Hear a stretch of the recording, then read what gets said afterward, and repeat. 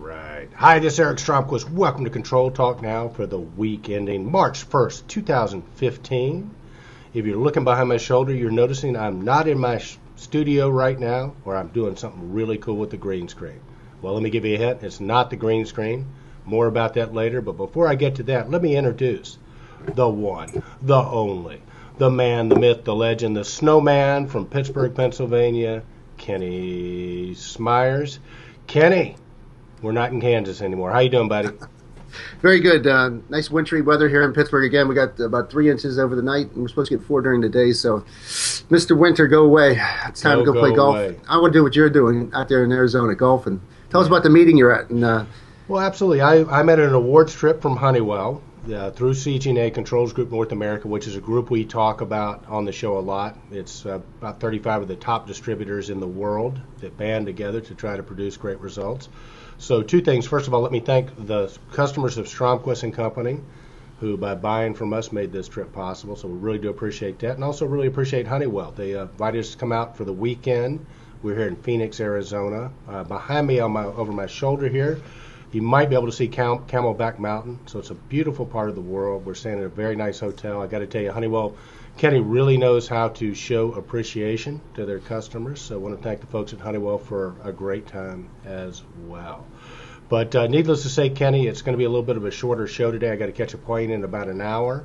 So wanted to get this in this week. So I tell you what, Big Dog, let's get straight to it. What was our first post last week? well, our first post, Eric, is actually something that we were unable to relate to the Control Trends community, and that was the Johnson Controls Championship Season 2015. They take a baseball-themed spring training, but it's to join the 2015 ABCS Distribution and Business Conference that's going to be held at the Marriott Orlando World Center, March 22nd through the 24th, again in Orlando, Florida. So to our Control Trends viewers, we didn't have that at our fingertips last show, so that's a catch-up there. And then moving on to our first post, we have installing the Siemens SSA valve actuator to a 599 series valve body. And basically, it's just a short how-to thing. It tells you what tools you need. It tells you the steps you need to take to correctly mount it. But there's a lot of good things happening in the world of hydronics, and Siemens has a great series too that features the plastic housing, lock-proof, maintenance-free gear train, manual override with a socket wrench, so that you can basically manually control the actuator, open the valve or close it. So it's just a great little product. And again, you're hip to the videos now are becoming more prevalent for people getting ready service calls or sales tools. But what's your thoughts about the video, Will? Well, I think the video world is changing. Congratulations to Siemens. That's a very, very well done video. I think more and more of the manufacturers, Kenny, are creating their own how-to videos. I think it's the go-to way for people to get informed. I mean, the days of pulling out a spec sheet or instruction sheet, trying to read through those and figure out how that gets done. I think the newer generation of technicians that are coming into the marketplace just don't do that anymore. Why would you do that when you can look at a short 2 to 3 minute video, see exactly how you need to get it done? Kenny, we love the fact that the manufacturers are starting to create these videos, because it means we don't have to. And Control Trends has been committed since day one to being a repository of how-to videos, among other things. So it's great for us. Our commitment to the community is we will post as many of those videos as we can, so you can be our first place to link to these videos from great companies like Siemens. So again, congratulations to Siemens. Keep those videos coming. And to any other manufacturers that have training videos, let us know. We'll post them. If we don't find them automatically through the course of sort of culling through all the videos we do every week on YouTube, just let us know. We'll make sure we post them. Yeah, there's 2 things to say on that right away. Is Ken St. Clair believes that you're going to have self-taught people now, that the world's going to have to take different educational ways and different ways to learn and do things, and how we're going to pass on knowledge. And one of them is you're going to learn exactly what you need to know. You're not going to go to an A to Z education. You're going to go right to B, and you're going to know what you need to know, and the video content will be that's very conducive to that. Secondly, was Realcomm had an interesting webinar about the World Trade Center. And to just talk about the collaboration and whatever, everything requires a QR code. Now, this QR code, you'll come up to it. So if you're a maintenance guy, they want to keep their people outside of the maintenance room and in the building, in the space, checking on things. So they give Right. them those handy tools, totally connected, right? But you go up to a QR code and you beam it with your little iPhone or your Android, and it tells you exactly what's going on. It tells you, of course, all the product information, anything you need to know about the elevators, the last time they were serviced, when the inspections due, because the information's live, Yes. now it's accessible. So it's just an incredible concept, and it's going to just keep on hitting it into our worlds and changing it. Well, it is, Kenny, and I don't know whether you've seen, DG Logic, Eugene Mazzo and his team, they actually have that on their graphics. So if you're not there at the device with the QR code, you can actually embed QR codes into their graphics. So again, same sort of thing. You can just click on it or touch a smart device to it and get all the information. You can link to things like Control Trends videos on that. So again, the life of a technician is going to become, they're going to have to be able to deal with more things, more controls, but by the same token, more information is going to be right there at their fingertips. So it's an exciting time, Kenny. It really is that we're living in. And this just isn't true for our industry. Do you know that you can go and most of the universities now actually broadcast or live stream all of their classes, and I've been told that you can actually go through and take every course at Harvard online. I mean, you can view it. You're not going to get the sheepskin for it. You're not going to be able to get tested, but you can see the same information that they have access to because it's being broadcast on the internet. So there's really no excuse for anybody to ever not be educated again, especially in these times. So it's exciting times, Kenny. And again, at Control Trends, I think we're trying to stay right in the middle of that for our industry. We want to be the place you're able to go and get the information you need. I think the first slogan we had was Control Trends, Control News, you can use, and we want to live up to that. Very well said. Next up, Eric, we have Jim O'Callahan, the president of InOcean, kind of concluding part 6 of the Connected Community Laboratory. And of course, that's Ken St. Clair's efforts. And you talk about autodidacticism, where you self-teach yourself. If you can access these videos, you're getting these most condensed overviews of what a person does. And Jim shares us what's going on with InOcean and about low-powered sensors and about battery-free. I mean, we're going to see another technology come in and make its place, entrench itself very firmly in the industries that we're in, and we got to know how to deal with it. We got to know how to connect to it. We got to know how to take that information and make it usable. And so right now we see 70 million sensors deployed. By the year 2020, they're talking about 100 billion sensors that take that information out there on the edge, make them smart, push them into the networks for processing, for aggregation, and statuses and whatever. So every light now, everything's going to have a sensor to it. It's incredible, Kenny. Our world is changing. One of my teachers, Marshall Thurber, used to say that there are two types of change. We've talked about this on the show before. There's cyclical change, which is like the stock market. It's going to go up, it's going to go down. The ties are going to get skinnier, they're going to get fatter, and those are all cycles. So your strategy in a cyclical change is you just wait for the cycle to change, or you get on board with the cycle. The other kind of change is a structural change. A structural change basically was once Henry Ford came out with the car, it didn't matter how good your horse and buggy was, you were eventually going to lose. Same thing when the computer came out, the typewriter was it was on its way out. So if you recognize a structural change, your only choice with a structural change is to embrace it or you die.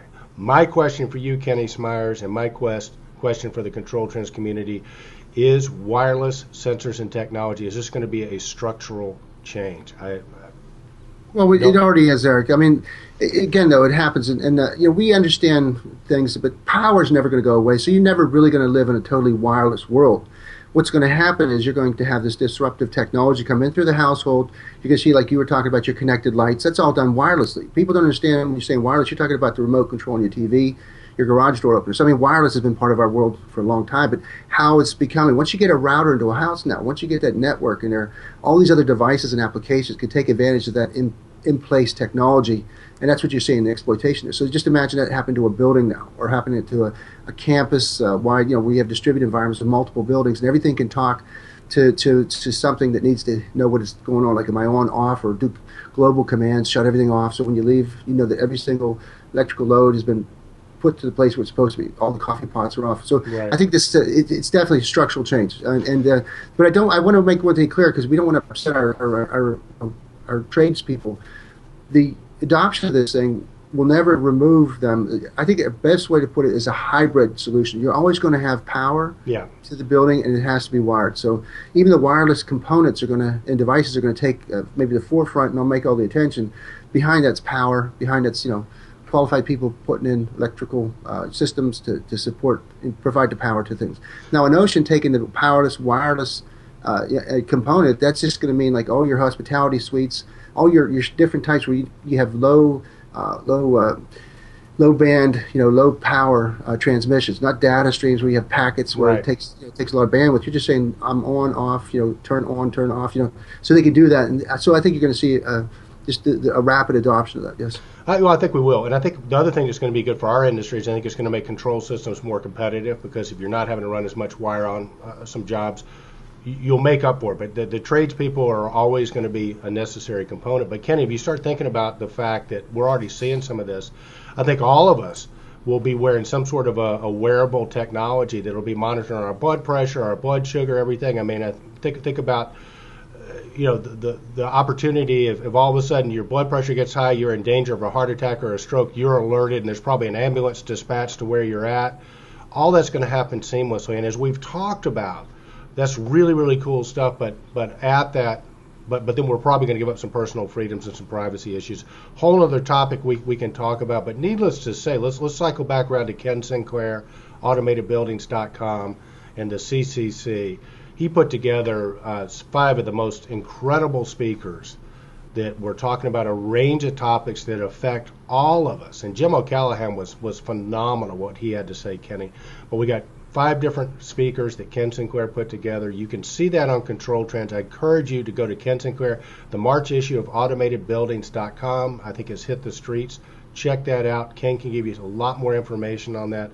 But the speakers from Andy McMillan, the president of BACnet, Jim O'Callahan, I think he's the president of EnOcean, our friend Mark Peacock, LinkSpring, John Petsy, Sky Foundry, and last but not least, Paul Oswalt, ESI. You had 5 unique perspectives. Ken, I just got to compliment Ken Sinclair. I mean, what a phenomenal event. I think it was the 2nd or 3rd one he's done. Next year at AHR in Orlando, you want to make sure you reach out to Ken and try to attend that. It is so, I mean, it was like being in front of a fire hose with this information and these perspectives. And nobody repeated themselves. It was such an interesting thing because they all had a different perspective on what's going on. Sure did. And there's one more post coming up that we'll save it because after those presentations, there was a great Q&A session. Yeah. And one of the most important topics, and that is passing the baton back to the next generation. How do we get the next generation interested in our industry? How do we, as Paul Oswald says, we're losing a lot of the tribal knowledge, Yeah. So we'll come back to the CCC one more time before the show's out. The next post was a smartgrid.gov post. Increased visibility to the grid is happening. Read how, voices of experienced ADMS. And I'll tell you what, this was a rocker because they say consider the cost of a power outage in the United States. The U.S. Energy Information Administration estimates that the $150 billion in annual economic losses because of outages is equivalent to adding 4 cents per kilowatt of cost to the consumers nationwide. So there's a big movement, and they're making progress now to prevent the dumb grid. And in other words, the same thing we're trying to do inside of buildings, our country's trying to do with its power generation, its power distribution, and when emergencies happen, you've got to have things to say. I've lost current here, whatever. It's remarkable. And what happens is the voices of engineered insights into the advanced distribution management system actually goes into the graphical presentation of how our smart grid works. And it's an amazing thing because we've got 2,000 utility companies, and only some of them are. The information here is amazing, but I don't want to just read it directly. Hopefully, the Control Trends folks will have enough time to see it. But you've got maybe 40 people and 30 utilities represented in organizations throughout America participated in this thing. But the actual number is it's amazing. It's 2,000 utility companies generating electricity, and they're looking for guidance and guidelines. Well, here it is. So finally, it's released to us. We can, what they do is they challenge you. So if you're an entrepreneur, you're a business, you're a company, you need to come up with new products. You need to integrate and interface with this new technology. They lay out the standards for you, so you can you can meet that thing at its requirement and contribute into the development of the smart grid and actually you'll become enriched by it. That's cool stuff, and I would say, Kenny, that the smart grid is definitely a structural change. I think once they get this in place, they are not going back. Oh no, no, no, no. Well, the thing is, we're not going to build any more power plants, and we're not going to. We can't afford to maintain these peakers that cost us 30% of our cost just to back up. In case we have a catastrophic loss, we have to maintain these peaker plants. They only run for like 10% of the year. And it's just to kind of like it's like a standby thing. So they want to reduce the urgency and the emergencies. But what they're saying is that when you have major power outages, there's ways that they can deal with it that can really reduce the number of the discomforts, not only the human discomfort factor with no electricity for 4 or 5 days, but and it's great too because they have like questions. You can actually go on there. They have surveys and then little tests to see how much you know about electricity. But where the biggest outage was in Brazil. How long did it last? How many people? 87 million people were affected for 5 days. So it just shows you that there's a lot of information about what we take for granted. But now we're having snow here. We've had outages here in western Pennsylvania because of the weather conditions. Yeah. Whether it's somebody sliding on the street and hit into a telephone pole that knocks down something, or crashes into something. But it's just a fascinating thing. I mean, if you really are interested, this is the document, the cardinal document, or the source document about the smart grid. Way to go, Kenny. And I tell you what, the U.S. government, I think, has taken to calling you Kenny Smart Grid Smyers because you really do a great job of keeping everybody up to speed on that. And I appreciate it, buddy.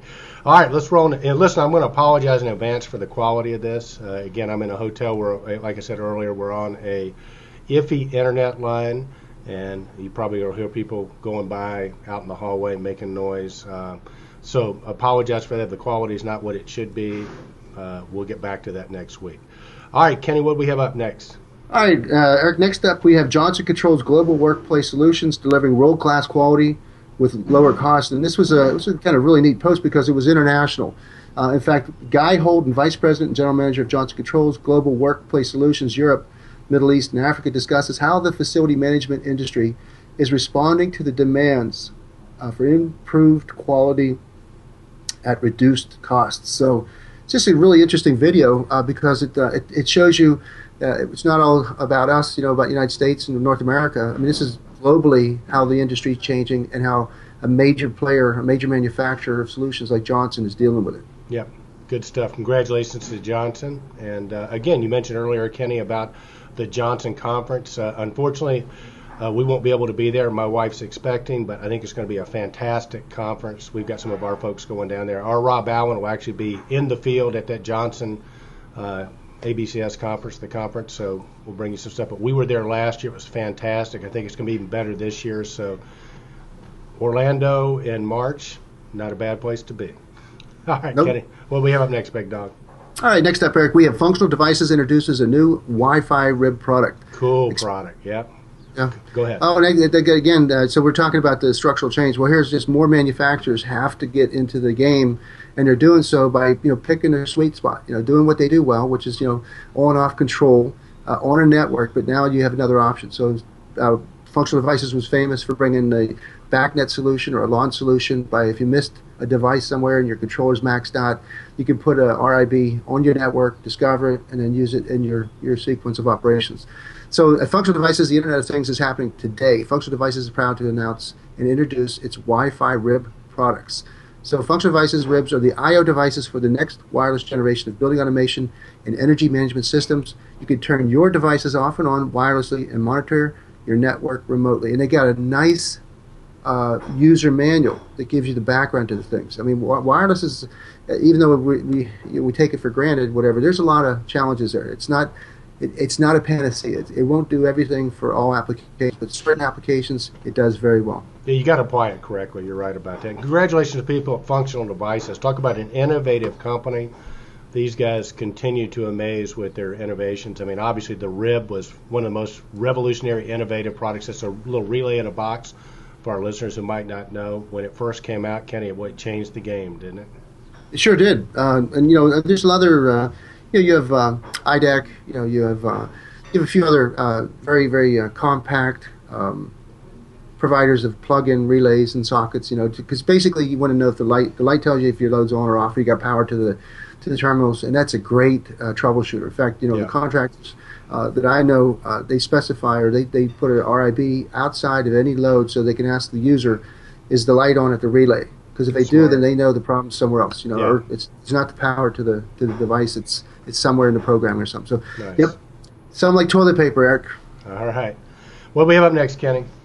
Well, next up is a really good post, and you need to kind of you were there, so you can tell me more about it. But basically, we had Rob Allen, 7 Minutes in Control, with Eric Kruder from KMC, and KMC C is becoming kind of a play on the consonant and the concept. I know that there's a lot of interesting going on at KMC, and I know that they're trying to take the labor out of jobs. They're applying advanced technology, and they really and truly are excited about this thing. It's like a sequel to that Simply VAV, which won the VAV Controller of the Year.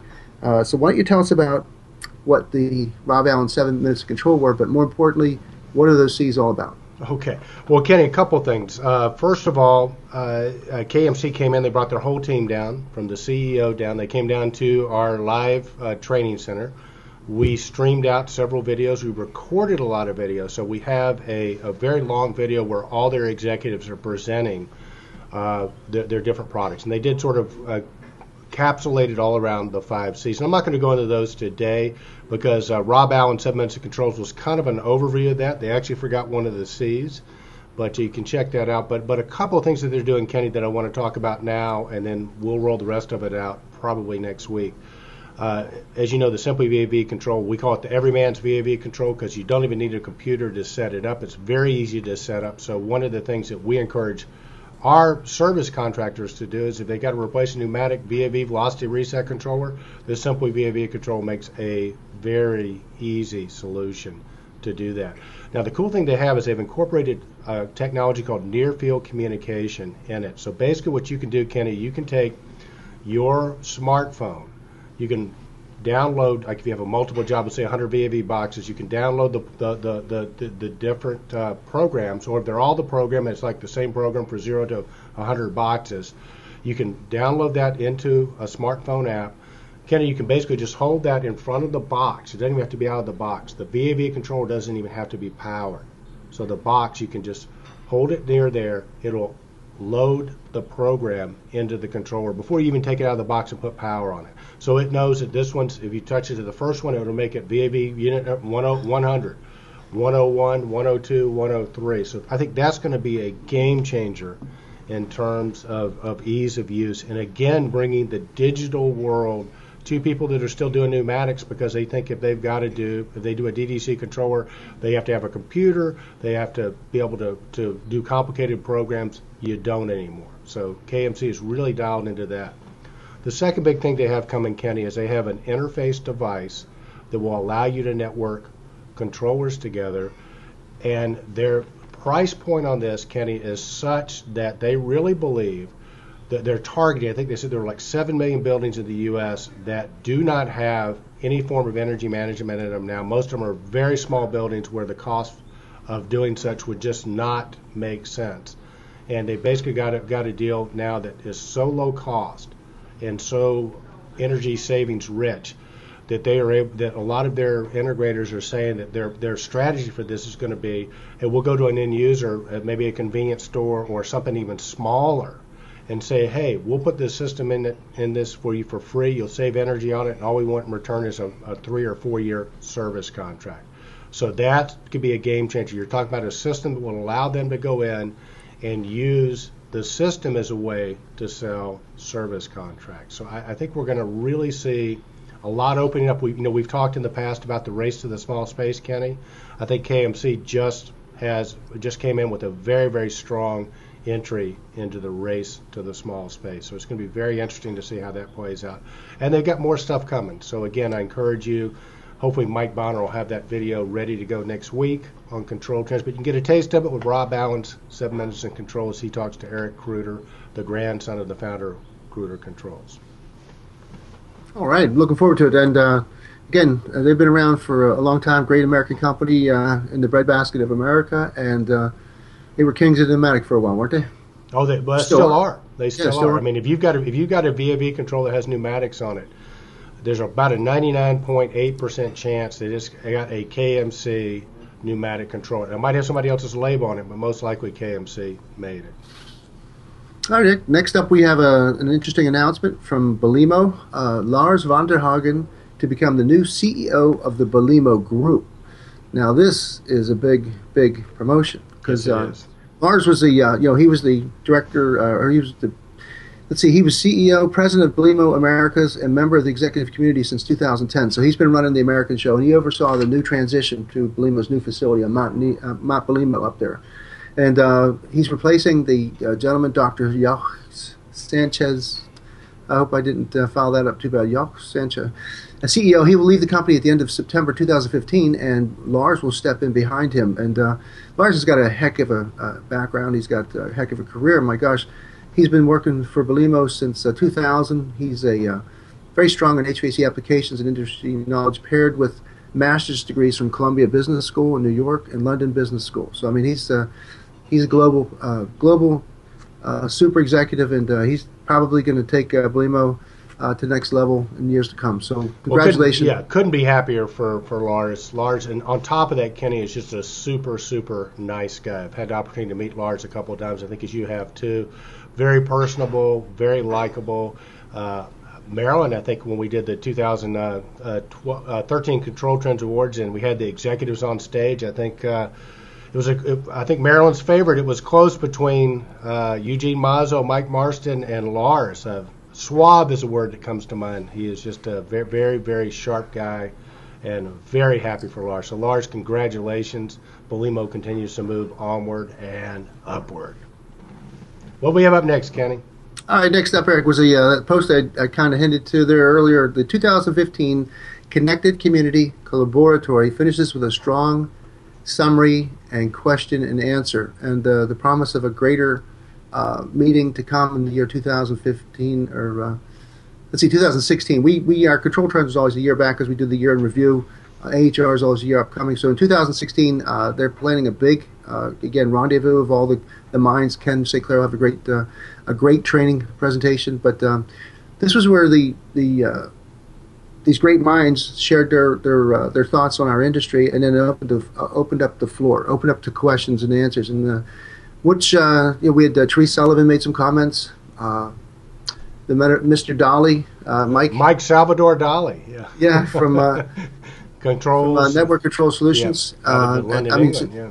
And then there was a gentleman there, was a contractor, and he didn't want to mess around with all these talks. So he thinks, what do you say, DDC was a glorified time clock.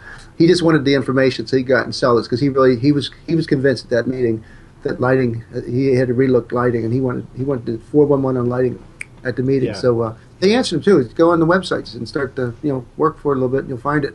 But what was the most profound question in your mind?